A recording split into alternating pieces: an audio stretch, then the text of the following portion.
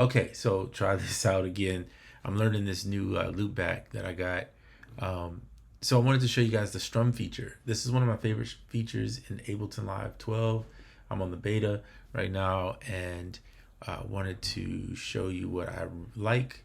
I like to focus on the likes and not so much the do not likes, because those can be easily a deterrent, and a lot of times they'll fix that later when people complain about it. So I'm not going to worry about it right now. So there's a feature. I've showed you guys the generative stuff, how you can make music using the generative stuff.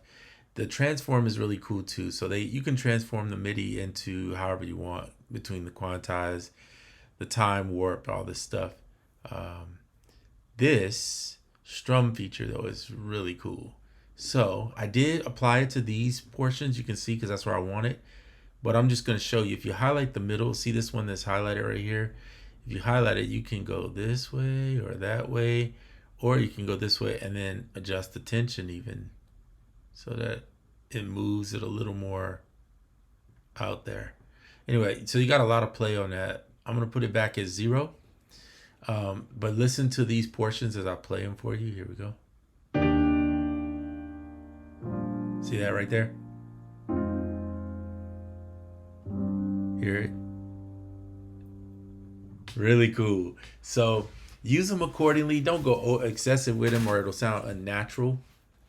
But if you think about somebody playing a piano, they're probably going to play, all the chords may not be arpeggiated, but if you do it a little bit, just here or there on certain ones, it can kind of spice it up and give it a little more humanization on it. Even though I do use a measure of humanization on everything I do when it comes to chords.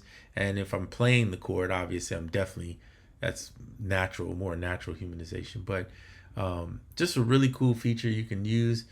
You can play around with that some. And then one of the ones I'm going to look at later that I haven't really got much into is the time warp slows stuff down or speeds stuff up. I know that for a fact. But I want to see what these others are, like ornament, connect, recombine. I'm not sure what that is. Span. For Mac, it says Max for Live, Max MIDI transformation. I don't know what that is. A velocity shaper. What is that? I gotta play around with it. And chord palette. I'm not sure what that is, but it might be creating chords. I'm not sure. So these are things that I gotta play around with. There's so much new stuff. A lot of it doesn't get talked about, I think, because people just focus on what they like so much. But there's all these other features in here to learn. Anyway, just wanted to show you that. Wanted to give you a little sample of what it can do. And this is a song I'm working on. It's called A Nude Hope. And yeah, it should be out soon. I'm probably going to put this one, more than likely, I'll put this one out on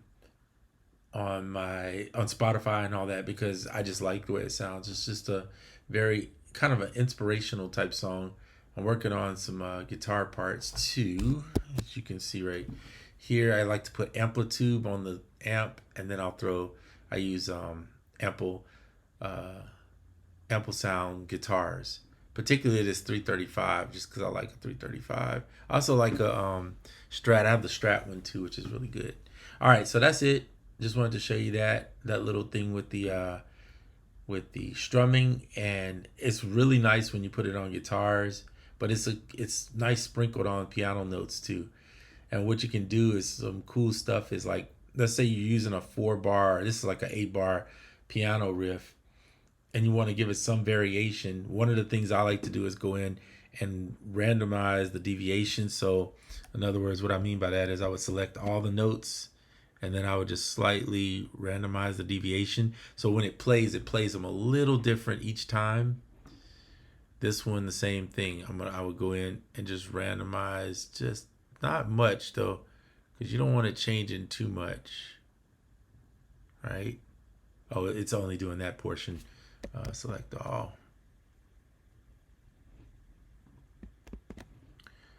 Yeah, so, oops.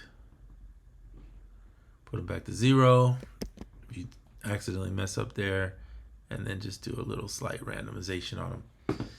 And then you can see that I didn't do it on these, but I'm gonna go ahead and Get rid of these.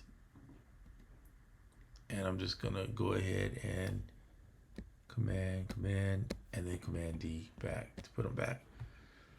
Slight randomization, just because they're repetitively the same thing over and over and over. Also, another trick I do in here, I said this was going to be the end of the video, is you'll see here I played the chord, or I used the strum right here, just a little bit on there. But then if you look at this one, here I didn't. So just the same chord, I just did a strum on the end of the 16th bar, just to give it something different. So you hear it a slight bit different. Same thing if you play a melody, I would say the same thing. Select all the notes, just put a little variation in it, a little they call it a deviation. That way when the note is played, it changes. And by the way, you can do this in Logic for sure. Logic has one where it can adjust the velocities. It can do some similar variations. So use that stuff so that if you're playing a 4-bar, 8-bar, that it doesn't sound so repetitive. And I think you'll find that your music feels more lively, something about it, versus like when you do, I even do it with hats. I'll do it on the hats. I'll put a little deviation on them, on the snares, on the drums, especially if you're going to have a repetitive drum pattern, just so that it gives it some variation. Another trick is, and I'm sitting here talking this much, I said I was going to be done.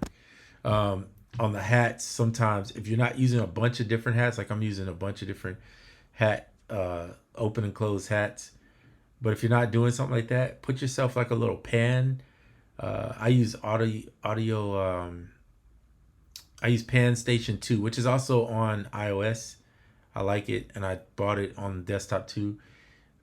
You know, put that on the hi-hats just to give it a little, like a 1/4 pan or something going, where the hi-hats move a little bit more so that you don't get bored with them.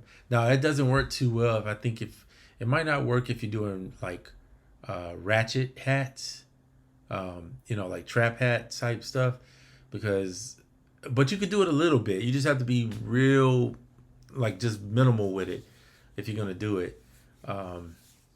But anyway, I don't know, because I don't make a lot of trap music, to be honest with you. But if that's the kind of music you do make, try it out, see if it works. You'll never know. It might strengthen or add a little spice to your tracks. All right, that's it for this video. Be on the lookout. If you check me out on Spotify, it's B Jammin' since birth. You should better find, I think I have like 3 or 4 songs right now on there. I'm going to be putting more on there as time goes on. I'm starting to move my music away from getting on, what is that thing called? SoundCloud. Just because people do hit it on SoundCloud, but there's so many like fake stuff on SoundCloud with people jumping on there listening to it to where it's not even fun anymore, because you'll hear responses and it'll be like, you could tell it's some type of AI type response or some weirdo type response. But anyway, if you check out my music, that'd be cool. If not, I understand too. And just see what kind of stuff I do. All right. Take care. I'm out.